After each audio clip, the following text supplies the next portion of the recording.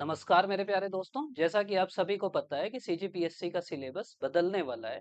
तो बहुत सारे लोगों के ये सवाल है कि भैया अब क्या पढ़ें, करें तो करें क्या। तो इस वीडियो में हम उसी की चर्चा करेंगे। सबसे पहले मैं आपको ये समझाना चाहूंगा कि देखो, कई लोग मेरे से ये दूसरा सवाल पूछते हैं कि भैया सफल कौन होता है। इस एग्जाम में तो सब भिड़े हैं, सफल कैसे व्यक्ति होते हैं, आप तो देखते रहते हो। देखो, अभी सिलेबस बदलने वाला है, अभी समय है जुलाई का। अभी तीन टाइप के बच्चे हैं।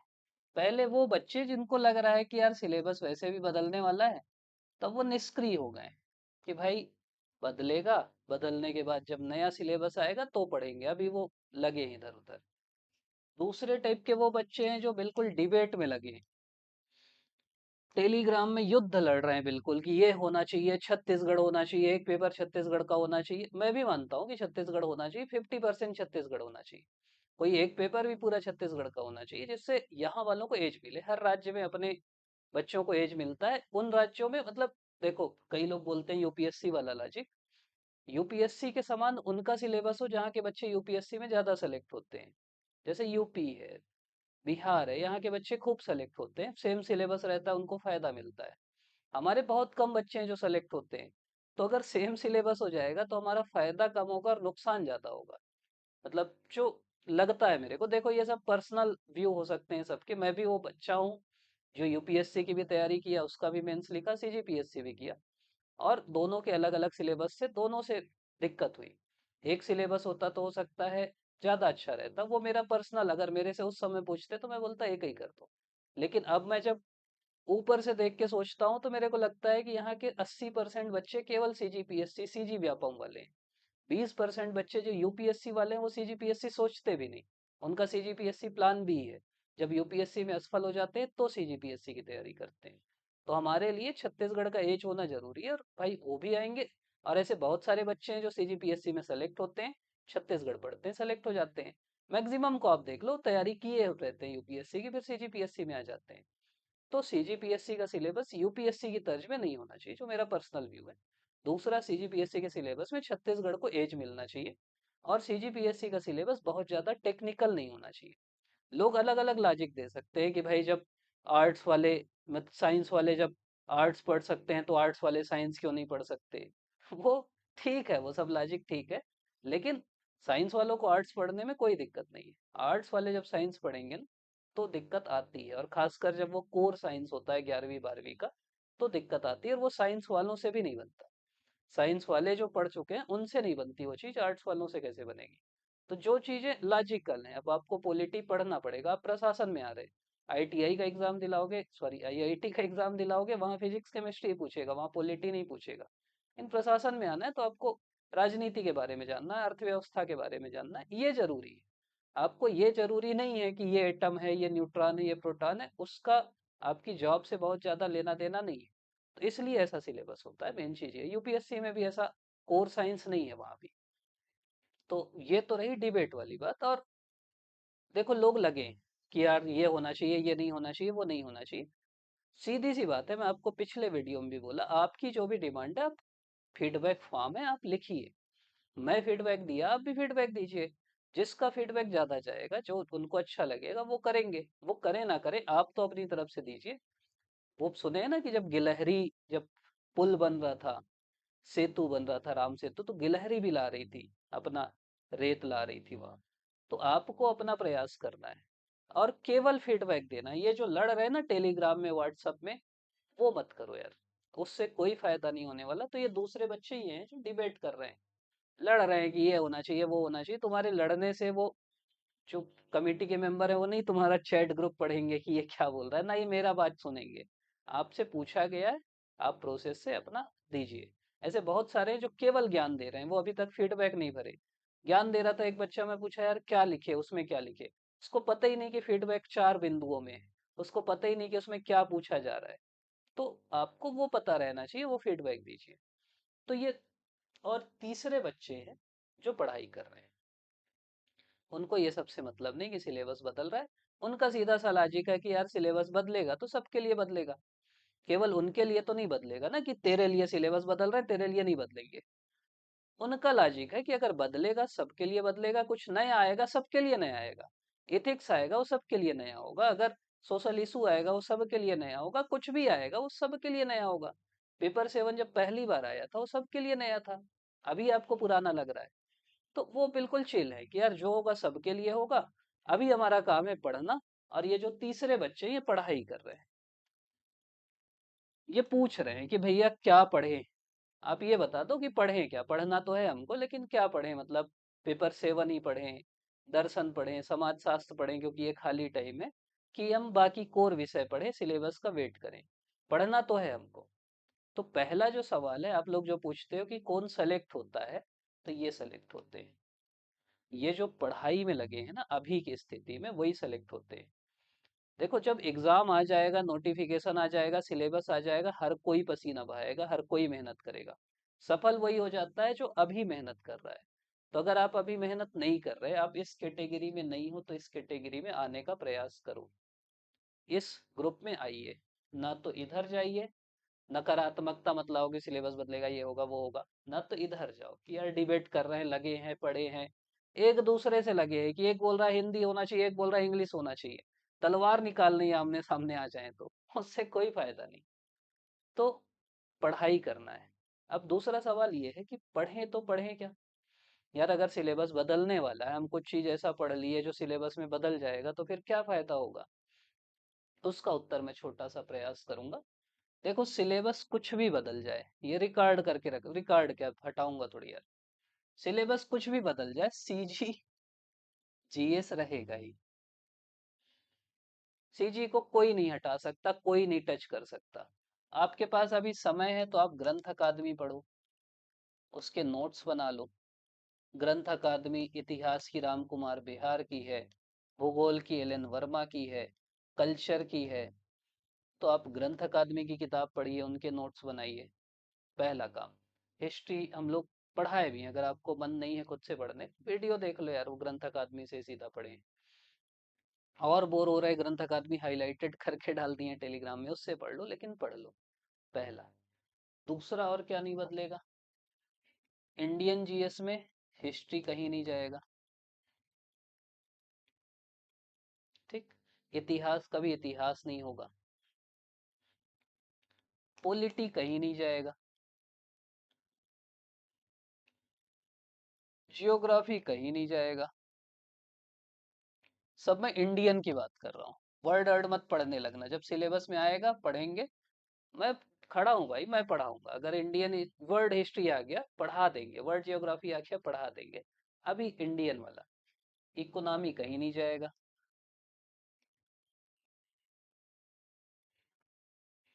साइंस एंड टेक कहीं नहीं जाएगा, इन्वायरमेंट कहीं नहीं जाएगा। जो मेरी गट फीलिंग है, हिंदी कहीं नहीं जाएगा, छत्तीसगढ़ी कहीं नहीं जाएगा, इंग्लिश कहीं नहीं जाएगा, और इससे भी ऊपर निबंध कहीं नहीं जाएगा। नंबर इधर उधर हो सकता है लेकिन जाएगा कहीं नहीं। और क्या बच गया, पेपर 3 में हिस्ट्री हो गया, पॉलिटी हो गया, साइंस कोर वाला साइंस बदल सकते हैं, एनवायरमेंट रहेगा, साइंस एंड टेक रहेगा, मैथ्स में थोड़ा ऊपर नीचे कर सकते हैं, इकोनॉमी रहेगा, भूगोल रहेगा। तो ये जो कोर चीजें हैं ना, ये कहीं नहीं बदलेंगी। अब मैं आपको ये बता रहा हूँ यार, इतना पढ़ लो ना, प्लस सीजीजीएस। और एक चीज बता रहा हूँ कि अगर 1400 नंबर का पेपर होगा, तो कम से कम 1000 नंबर यहीं से आएगा।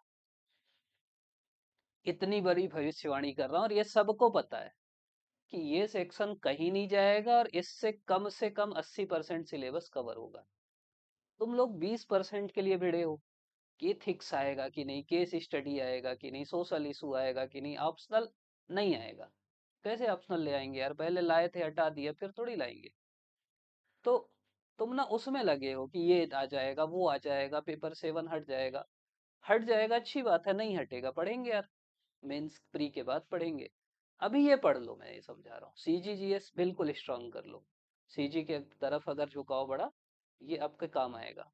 हिस्ट्री पढ़ लो, पॉलिटी स्ट्रांग कर लो, भूगोल स्ट्रांग कर लो, इकोनॉमी स्ट्रांग कर लो, इन्वायरमेंट अच्छा कर लो, साइंस टेक अच्छा कर लो।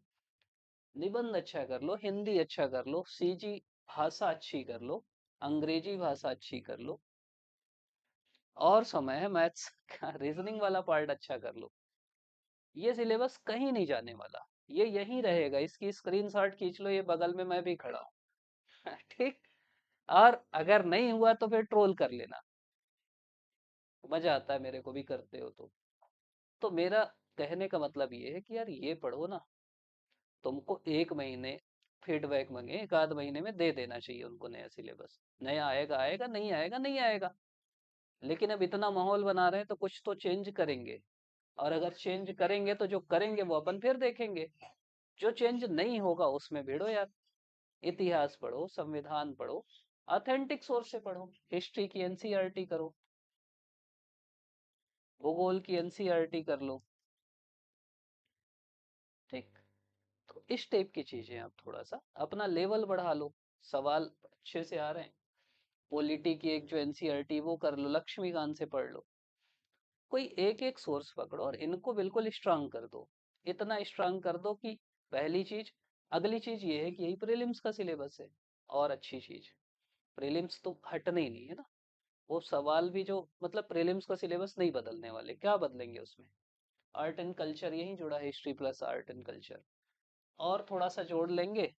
और एक चीज लिख देता हूँ, प्लस करेंट कर लो, थोड़ा करंट अफेयर पढ़ते रहो, करंट अफेयर सबसे जुड़ा है। तो इतनी चीजें अगर आप पढ़ लोगे तो 80% सिलेबस यहीं से बनेगा। किसी भी मानव को ले आए, किसी भी महामानव को ले आए, किसी भी एलियन को ले आए, किसी भी एआई को ले आए, सिलेबस यही रहेगा 80%। बाकी 20% इधर उधर होगा। तुम लोग 20% के पीछे पड़े हो, मैं बोल रहा हूँ यार 80% के पीछे भागो ना, इसको पढ़ो ना, क्यों लगे हो तुम अपना फीडबैक दो, 5 मिनट का काम है। उसके बाद पढ़ाई करो, अपना भिड़ो, पढ़ाई करने में भिड़ो। क्या मत पढ़ो, पेपर 7 मत पढ़ो। क्यों पढ़ना है यार, मान लो हट जाएगा, क्या फायदा हो जाएगा तुम्हारा। पेपर 6 का दर्शन समाजशास्त्र मत पढ़ो, और क्या हटाएं, कोर साइंस मत पढ़ो, उसके अलावा सब पढ़ो, उसके अलावा कुछ नहीं हटने वाला, ठीक। तो ये बेसिक चीज है। अब अगला सवाल है कैसे पढ़ें। ऑथेंटिक किताबों से पढ़ो, अभी समय है। हिस्ट्री राम कुमार बिहार से पढ़ो, भूगोल एल एन वर्मा से पढ़ो, बाद में धन्यवाद दोगे आप लोग। अगर आप इन किताबों से पढ़ ली, अभी आपको सवाल देख के लगता है कि यार कहाँ से आया है, जब आप इनसे पढ़ने लगोगे तो आपको पता लगेगा यहाँ से आया है। कोई भी किताब हो वो जिनको आप पढ़ते हो, अभी जो पिछले साल आया वो उसमें छप गया, अभी कोई एग्जाम होगा वो आएगा, अगले साल वो भी छप जाएगा, फिर कोई एग्जाम होगा उस समय नहीं रहेगा, अगले साल वो भी छप जाएगा। तो तुम्हारे को उससे फायदा थोड़ी होगा, जहां से वो छाप रहे हैं क्वेश्चन, लाइन बाई लाइन लिए हैं वो एल एन वर्मा से, लाइन बाई लाइन लिए हैं राम कुमार बिहार से, तो तुम वहां से पढ़ो ना। तो मैं ये समझाना चाह रहा हूँ कि बेसिक आपको, बेसिक किताबों से ये जो समय है ये फिर से नहीं आएगा। तो बेसिक किताबों से पढ़ो, प्रैक्टिस करो, लिखने की प्रैक्टिस करो। चलो पेपर 7 छोड़ दो, लेकिन भाई पेपर 1 की प्रैक्टिस करो, निबंध की प्रैक्टिस करो, पार्ट 3 की प्रैक्टिस करो, पेपर 4 की प्रैक्टिस करो, पेपर 5 की प्रैक्टिस करो, लिखने की प्रैक्टिस करो ज्यादा से ज्यादा। एमसीक्यू की प्रैक्टिस करो, एमसीक्यू लगाओ, क्योंकि प्रीलिम्स बहुत कठिन हो गया है। तुमको भले लग रहा है कि सरल है, ये है वो है, जिस दिन दिलाओगे उस दिन समझ में आएगा कि कठिन है। लोग इंटरव्यू दिलाते हैं 4 बार, उसके बाद प्रीलिम्स में क्वालिफाई नहीं हो पाते। इस लेवल का प्रीलिम्स हो गया है। तो आपको अपनी तैयारी इतनी अच्छी करना है कि कुछ भी सवाल पूछे आप कंफर्टेबली निकाल लो। मतलब आप एग्जाम देने के बाद बोलो कि भैया मैं तो मेंस लिखने वाला हूँ, अब बताओ क्या करूँ। ऐसा आपकी तैयारी होना चाहिए। उसके लिए आपको क्या करना है, उसके लिए पहली चीज आपको प्रैक्टिस करना है, प्री की भी मेंस की भी। दूसरी चीज आपको पीवाईक्यू देखना है। अभी देखो जैसे अभी एसआई का एग्जाम हुआ, बहुत कम लोग जो नहीं दिलाए होंगे एसआई वो देखे नहीं होंगे। आप एग्जाम देखो और समझो कि पैटर्न क्या है। देखो सवाल सेट करने वाले जनरली वही रहते हैं, तो अगर पैटर्न सवाल सेट करने वालों का कुछ और जा रहा है, किस किताब से सेट कर रहे हैं वो आपको खुद जानना है। और उसके बाद उस हिसाब से पढ़ाई करना है, आपको देखना है पिछले 1 साल में पीएससी का पैटर्न कहाँ जा रहा है, पिछले 1 साल में व्यापम का पैटर्न कहाँ जा रहा है। तो आपको एक ट्रेंड दिखेगा, वैसे ट्रेंड एंड फॉलो नहीं करते, लेकिन यार कुछ तो ट्रेंड पकड़ोगे ना, कुछ तो पकड़ोगे। तो प्रीवियस ईयर क्वेश्चन देखो, ज्यादा से ज्यादा प्रैक्टिस करो, बढ़िया से तैयारी करो और पढ़ाई करो। मैं फिर से बोल रहा हूँ, the more you sweat in peace the less you bleed in war. अभी जो समय है ना, शांति का समय है। अभी कोई नहीं पढ़ रहा है, सब आराम से चैन से बैठे हैं। कोई बोल रहा है उमस बहुत है, कोई बोल रहा है गर्मी बहुत है, कोई बोल रहा है बरसात है। सब आराम से, कोई घूम रहा है, कोई कुछ कर रहा है। अभी ये जो शांति काल है ना, इस समय जो पढ़ाई कर लिया, इस समय जो पसीना बहा लिया, जब युद्ध आएगा, जब प्रीलिम्स आएगा, जब कोई और एग्जाम आएगा, तब आपको कम खून बहाना पड़ेगा, तब आप आसानी से एग्जाम दिलाओगे। और अभी जो मस्ती कर रहा है ना, जब एग्जाम आएगा तो फिर वो परेशान हो जाएगा। तो इसीलिए मैं बोल रहा हूँ कि अच्छे से पढ़ाई करिए, अच्छे से दिलाइए, और अल्टरनेटिव भी देखते रहिए। जैसे अभी सेट का एग्जाम है, बहुत सारे ऐसे बच्चे हैं जिनका पीजी है। मैं उनको बोलूंगा कि यार सेट का एग्जाम भरो ना, सेट का भरो, थोड़ा सा तैयारी कर लो, निकल जाता है। जो टीचिंग का दिलाने वाले, थोड़ा सा तैयारी कर लो, निकल जाएगा। नहीं तुमको ज्वाइन करना, छोड़ देना। लेकिन साथ साथ अगर कोई एग्जाम निकल जाएगा ना, कॉन्फिडेंस आएगा तुम्हारे अंदर। तो अगर तुम पिछले 2-3 साल से तैयारी कर रहे, कोई है डिग्री, पीजी है तुम्हारा इतिहास में, तुम इतिहास में सेट दिलाओ। उसकी भी तैयारी, जैसे हम लोग का एक चैनल है सेट नेट गो, सब जुड़े ही हो गए आप लोग जो दिला रहे। तो वहां पे, वहां आप देख सकते हो, पेपर 1 की तैयारी कर सकते हो। तो साथ साथ आप जो भी आपको लग रहा है, आप टीचिंग की कर रहे, सेट की कर रहे, कुछ और कर रहे, आपको लग रहा है कि यार बीच में व्यापम आएगा मैं दिला दूंगा, मेरा गणित कमजोर है, तो अभी गणित मजबूत कर लो। जो आपकी कमियां है ना, उनको दूर करो। उनको अभी दूर करने का समय, अभी लड़ाई झगड़े का समय नहीं है। लड़ाई झगड़ा मतलब यही, टेलीग्राम वार करने का समय नहीं है अभी। व्हाट्सअप वार करने का समय नहीं है अभी। फेसबुक वार करने का समय नहीं है अभी। अभी समय अपने को समय देने का, खुद पढ़ाई करने का, कुछ सीखने का। ध्यान सीखो, टहलो, योग करो, अपने को समय दो। फिर एग्जाम जब पास आता है, कुछ नहीं मिलता। तो अपने ऊपर काम करो, अपने शरीर को ठीक करो, अपने मन को ठीक करो, अपनी आत्मा को ठीक करो। आत्मा मतलब ध्यान करो, और अच्छे से तैयारी करो। आप लोग अभी तक देख रहे, इसके लिए आप सभी का बहुत बहुत धन्यवाद। ऐसी वीडियो लाते रहेंगे, और कोई भी दिक्कत है कमेंट में लिखना, कोशिश करेंगे आपको रिप्लाई करने की।